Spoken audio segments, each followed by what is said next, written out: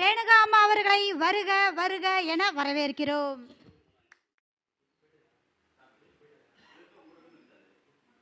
அனைவருக்கும் வணக்கம். வாழ்க வளமுடன், வாழ்க வையகம், வளர்க ஜோதிடம். இன்று இங்கு பேச வாய்ப்பளித்த பிரபஞ்சத்திற்கும் எனக்கு ஜோதிடம் சொல்லிக் கொடுத்த அனைத்து குருமார்களுக்கும் நெஞ்சார்ந்த நன்றியை தெரிவிச்சுக்கிறேனுங்க. இன்னைக்கு பேசுறதுக்கு வாய்ப்பு எடுத்த குபேர கலச அறக்கட்டளை நிறுவனத்தாருக்கும் மனமார்ந்த வாழ்த்துக்களையும் நன்றிகளையும் தெரிவிச்சுக்கிறேனுங்க. இன்னைக்கு நான் இங்கே பேச வந்திருக்கிற தலைப்பு கண்டென்ட் என்ன அப்படின்னு பார்த்தீங்கன்னா, விபரீத ராஜயோகத்தை கொடுக்கக்கூடியது, அதிர்ஷ்டத்தை அள்ளி குடிக்கக்கூடிய அட்டமஸ்தானமான 8ஆம் பாவகத்தை பற்றி தான் நான் பேச வந்திருக்கேன். இப்போ இதுவரையிலும் சுக்கிரனை பற்றி எல்லாத்த பற்றியும் பேசினாங்க. சரி, அதுவும் நல்லது. இன்னைக்கு பேச வந்திருக்கிறது விபரீத ராஜ யோகத்தை கொடுக்கக்கூடிய அட்டமஸ்தானம்னு சொல்லக்கூடிய விருச்சக வீட்டை பற்றியும் அட்டமஸ்தானத்தை பற்றியும் தான் இன்னைக்கு நான் பேச வந்திருக்கேன். பொதுவாகவே ஒவ்வொரு ஜாதகத்திலையும் ஒவ்வொரு 12 பாவகம் இருக்கு. லக்ன பாவகத்திலிருந்து 12 பாவகம் இருக்கு. இதுல மெயின் நம்ம லக்னம் வளர்க்கணும், 5ஆம் பாவகம் வளர்க்கணும், 9ஆம் பாவகம் வளர்க்கணும். இதெல்லாம் ஒவ்வொரு பாவகத்துக்கும் 12 பாவகத்தை தொட்டுதான் நம்ம வாழ்க்கையோட ஒவ்வொரு அத்தியாயம் இருக்கு. அதுல ஒவ்வொரு பாவகம் வளர்த்தாலும் இதுல பாத்தீங்கன்னா நல்ல ஒரு திடீர் அதிர்ஷ்டத்தையும் யோகத்தையும் கொடுக்கக்கூடிய பாவகம் எதுன்னு பார்த்தா நம்ம அட்டம பாவகமான 8ஆம் பாவகமே. இந்த 8ஆம் பாவகம் வலுத்தவங்க எப்படி இருப்பாங்க, இவங்களுக்கு என்னென்ன பண்ணலாம், இதை பற்றி தான் நான் இன்னைக்கு பேச வந்திருக்கேன். அப்படின்னா பொதுவாக எந்த ஒரு வேலையுமே ஈஸியாகவும் கஷ்டமே இல்லாமல் உட்கார்ந்த இடத்துலையே வேலை வாங்கக்கூடியவங்களே இந்த யோகாதிபதிகள்.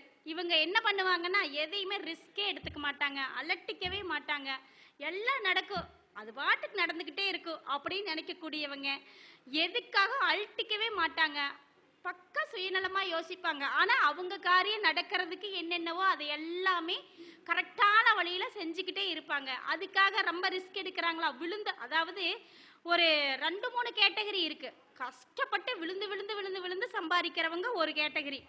நியாயமான வழியில் நம்மளுக்கு எது கிடைக்குமோ அது கிடைக்கட்டுமுங்க அப்படின்னு நினைக்கிறது ஒரு கேட்டகரி. இன்னொரு இந்த 8ஆம் பாகம் வலுத்தவங்க என்ன பண்ணுவாங்க தெரியுங்கன்னா, எதுக்காக ரிஸ்கே எடுத்துக்க மாட்டாங்க. ஆனால் அவங்களுக்கு கிடைக்கிறதுக்கு என்ன வழியோ அதை நுணுக்கமாகவும் நுண்ணறிவோடையும் கிடைச்சிடும். அதுக்கு பேர் தான் அதிர்ஷ்டம், அதுக்கு பேர் தான் விபரீத யோகம்னு சொல்லக்கூடியது. அந்த யோகத்தை அனுபவிக்கக்கூடியவங்களே இவங்க. அப்படி இருக்கையில் இவங்களுக்கு வாழ்க்கையில் எப்படி இருப்பாங்க அப்படின்னா, நிறைய ஒரு ஃபஸ்ட்டு ஏற்றத்தாழ்வுகளை சந்திச்சே இவங்க வெளியே வருவாங்க. பொதுவாக இவங்க என்ன பண்ணணும் அப்படின்னா, இவங்க லக்னத்தில் அவங்க லக்ன புள்ளியே 8ஆம் பாவகமாக இருக்குது அப்படின்னா அவங்க என்ன பண்ணணும், ஃபஸ்ட்டு பிறந்த வளர்ந்த இடத்த விட்டுட்டு வெளியூரில் போய் சன்னியாசி வாழ்க்கை, அதாவது பூர்வீகத்தை விட்டு வெளியே போய் இருக்கணும். திருமணம் ஆன பிறகு, அதாவது குழந்தைய அறிக்கையிலேயே அவங்களுக்கு திசாபுத்தியோ லக்ன பாவகமோ 8ஆம் இடத்து சாரம் வாங்கி இருந்ததுன்னா கண்டிப்பாக இருக்கிற இடத்த விட்டு வெளியூரில் போய் இருந்தால் அவங்க லைஃப் நிச்சயமாக ஜெயிக்கும். அதே மாதிரி திருமணஸ்தானம் 8ஆம் பாவகமாக இருக்குது அப்படின்னா வீட்டோட மாப்பிள்ளை இல்லை அப்படின்னா அவங்க இருக்கிற இடத்தை விட்டு மனைவியை சார்ந்தோ இல்லை மற்றவங்களை சார்ந்தோ 2 உறவுகளையும் தடுத்து தனித்துவமாக அவங்க லைஃப்பை ரன் பண்ணால் கண்டிப்பாக அவங்க லைஃப் நிச்சயமாக 100% ஜெயிக்கும்.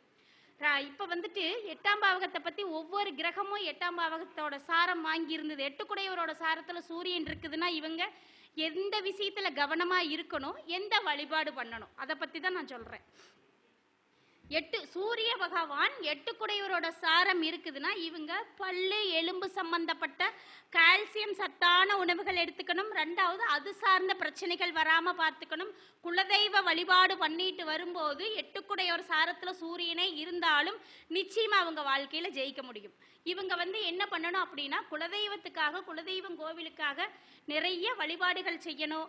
அந்த கோவில்களுக்கு என்னென்ன தேவை, எத்தனை கடவுள்கள் எத்தனை கோவில்கள் இருந்தாலும் கட்டாயமா இவங்க வணங்க வேண்டிய ஒரே கடவுள் குலதெய்வம் மட்டுமே. பிரதானமா குலதெய்வத்தை வழிபாடு பண்ணிட்டு வரும்போது 8 குடையவரோட சாரத்துல சூரியனே இருந்தாலும் நிச்சயமா அவங்க வாழ்க்கையில புத்திரதோஷத்தை கொடுக்கும், எலும்பு சார்ந்த தொந்தரவுகளை கொடுக்கும். ஆனாலும் அவர் வாழ்க்கையில வெற்றி பெற முடியும்.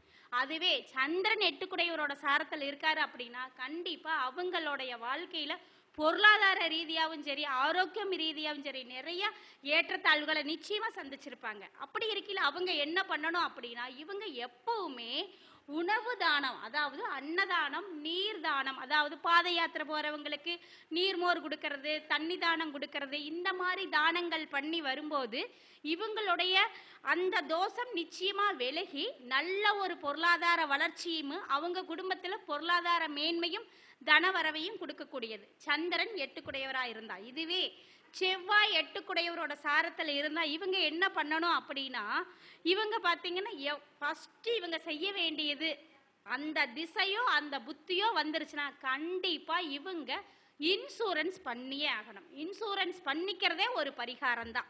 ரெண்டாவது, 8 சாரத்துல செவ்வாய் திசை நடக்குது அப்படின்னாலே கண்டிப்பா பினாமி சொத்து அனுபவிக்கக்கூடிய யோகிதை உள்ளவர்கள் அவங்க மட்டும்தான். 8 சாரத்துல செவ்வாய் திசை நடத்துது அப்படின்னாலே கண்டிப்பா அடுத்தவரோட சொத்து, அடுத்தவரோட உயிர் சொத்து நிச்சயமா இவங்களுக்கு கிடைக்கக்கூடிய அமைப்பு கிடைக்கும். அதே சமயத்துல இன்சூரன்ஸ் போன்ற இன்சூரன்ஸ் பிசினஸே பண்ணினாலும் சிறப்பா இருக்கும். கண்டிப்பா அவங்க அந்த பண்ணணும். அதே மாதிரி அவங்க வீட்டுக்கு எல்லையில் இருக்கும் அம்மன், பெண் தெய்வம், காளி அம்மனா இருக்கலாம், பகவதி அம்மனா இருக்கலாம், மாரி அம்மனா இருக்கலாம், முத்துமாரியா இருக்கலாம், இந்த மாதிரி பெண் தெய்வத்தை விடாம செவ்வாய்க்கிழமையோ வியாழக்கிழமையும் வழிபாடு பண்ணிட்டு வரும்போது மிக சிறப்பாகவும் மேன்மையாகவும் இருக்கும். இதுவே 8 சாரத்துல ராகு திசை நடக்குது அப்படின்னா இவங்க கட்டாயமா வழிபாடு பண்ண வேண்டியது சாய்பாபா வழிபாடு பண்ணணும், லக்ஷ்மி நரசிம்மர் வழிபாடு பண்ணணும்.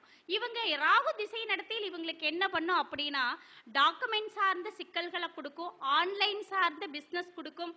அதே சமயத்துல பூர்வீகம் தொட்டு பல சிக்கல்களை ஃபேஸ் பண்ண வேண்டிய சூழல் வரும். அந்த விஷயத்துல என்ன பண்ணணும் அப்படின்னா இவங்க உடனடியா வழிபாடு பண்ண வேண்டியது லக்ஷ்மி நரசிம்மர் வழிபாடு பண்றது ரொம்ப சிறப்பா இருக்கும். இவங்களுக்கு பாத்தீங்கன்னா தூரதேச பயணம், வெளிநாட்டு யோகம் அப்ப கிடைக்கும்.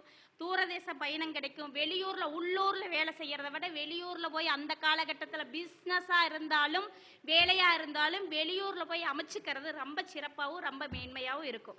இதுவே 8 சாரத்துல குரு பகவான் திசை நடத்தினா எப்படி இருக்கும் அப்படின்னா அந்த சமயத்துலதான் ஹெல்த் ரீதியான தொந்தரவுகள் அதிகம் இருக்கும். அதாவது எதுக்கெடுத்தாலும் ஹாஸ்பிட்டல் செலவு, எதுக்கெடுத்தாலும் திடீர் ஹாஸ்பிட்டல் செலவு. அதே சமயத்துல புத்திர பாக்கியமும் அவங்களுக்கு அந்த டைம் கிடைக்கும். குழந்தைகளுக்காக மருத்துவ செலவு கொடுக்கும். குழந்தை இல்லையேன்னு கேட்கறவங்களுக்கு கட்டாயமா அந்த குழந்தை பாக்கியத்தை கிடைக்கக்கூடிய அமைப்பு, ஒரு குழந்தையால வளர்ச்சி கிடைக்கக்கூடிய அமைப்பு. குழந்தைகள் அதாவது கல்யாண வயசு படிச்சு முடிச்சு இருக்கிறாங்க அப்படின்னா அந்த காலகட்டத்துல தான் குழந்தைங்களுக்கு வெளிநாட்டு யோகம், வெளிநாட்டு பயணம் இதெல்லாம் கிடைக்கக்கூடிய அமைப்பு இருக்கும். இவங்க வழிபாடு என்ன பண்ணணும், இது திசை நடந்தா என்ன பண்ணணும் அப்படின்னா இவங்க சித்தர்கள் வழிபாடு பண்றது ரொம்ப சிறப்பா இருக்கும். முதியோர் ஆசிரமம் போய் முன்னோர்கள் கிட்ட ஆசீர்வாதம் வாங்குறது ரொம்ப சிறப்பா இருக்கும். இவங்க கண்டிப்பா குரு திசை நடக்குதுன்னா நீங்க குரு பகவான் கோவிலுக்கு போறீங்களோ இல்லையோ கட்டாயமா 6 மாசத்துக்கு ஒரு தடவையாவது முதியோர்கள் இல்லம் போகணும். அவங்களுக்கு உணவளிச்சு அவங்களோட ஆசீர்வாதம் வாங்கணும்.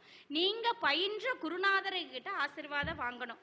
குழந்தை இல்லை அப்படின்னு குழந்தைக்காக ட்ரீட்மெண்ட் எடுத்து, அதாவது கர்ப்பிணி பெண்களுக்கு முடிஞ்ச வரையிலும் ஒரு உணவளிக்கிறதாகட்டும் அவங்களுக்கு முடிஞ்ச கைங்கரியங்களை செஞ்சு வந்தாலே இந்த குரு திசை இவங்களுக்கு அமோகமான வளர்ச்சியும் திடீர் அதிர்ஷ்டத்தையும் கொடுக்கக்கூடிய அமைப்பு இருக்கும். இதுவே சனி பகவான் 8 சாரத்தில் நடந்தா இவங்க எப்படி இருக்கும், அதுவுமே பர்டிகுலரா விருச்சகத்தில் இருந்து சனி பகவான் திசை நடத்துது அப்படின்னா இவங்களுக்கு ஆரோக்கியம் சார்ந்த சிறு சிறு தொந்தரவுகளை கொடுத்தாலும் இவங்களுக்கு அதிர்ஷ்டத்தையும் கருப்பன் கருப்பராயன் போன்ற உக்கிரமான கடவுளோட அனுகிரகத்தையும் இவங்களுக்கு நிச்சயமா கிடைக்கும். இவங்க என்ன பண்ணணும் அப்படின்னா இவங்க இந்த திசை நடக்கும்போது அவங்க குலதெய்வத்துக்கா இருக்கட்டும் இல்ல அவங்க இஷ்டமான ஒரு கருப்பராயன் 18ஆம் படி கருப்ப, ரெண்டாவது அங்கே மதுரையில் இருக்கிற பாண்டி கோவில் இங்கெல்லாம் வந்து வேலடிச்சு வேல் தானம் பண்ணணும். ரெண்டாவது வேலடிச்சு வேல் தானம் பண்ணணும். இந்த பொதுவாகவே கோவில்களுக்கு போய் 8 சனி பகவான் திசை நடத்துறார் அப்படின்னா நீங்க கோயிலுக்கு போய் அபிஷேகம் அலங்காரம் இதெல்லாம் பண்றீங்களோ இல்லையோ நீங்க எந்த கோவிலுக்கு போனாலும் துப்புரவு பணியை பண்ணுங்க. அந்த கோவில்ல இருக்கிற எந்த ஒரு சின்ன குப்பை கிடந்தாலும் ஒரு அந்த கோவில்ல இருக்கிற துப்புரவு பணிகளை நீங்க செஞ்சு வந்தா அந்த குலதெய்வம் கோவில் இல்லை எந்த கோவிலா இருந்தாலும் நீங்க அந்த சனி பகவான் திசை நடத்துதுல நீங்க அபிஷேகத்துக்கு அலங்காரத்துக்கெல்லாம் பணம் கொடுக்குறீங்களோ இல்லையோ ஒரு அந்த கோவிலை சுத்தமா வச்சுக்கிறதுக்கு என்ன பண்றதுக்கு உண்டான வேலைகளை நீங்க செஞ்சு வந்தீங்கனாலே அந்த திசை உங்களுக்கு அமோகமான வளர்ச்சியும் மேன்மையும் கொடுக்கும். ரெண்டாவது புதன் வந்து எட்டுக்குடையவரோட சாரத்தில் இருந்தால் நிச்சயமா டாக்குமெண்ட் சார்ந்த சிக்கல்களை நீங்க பேஸ் பண்ண வேண்டியது வரும்.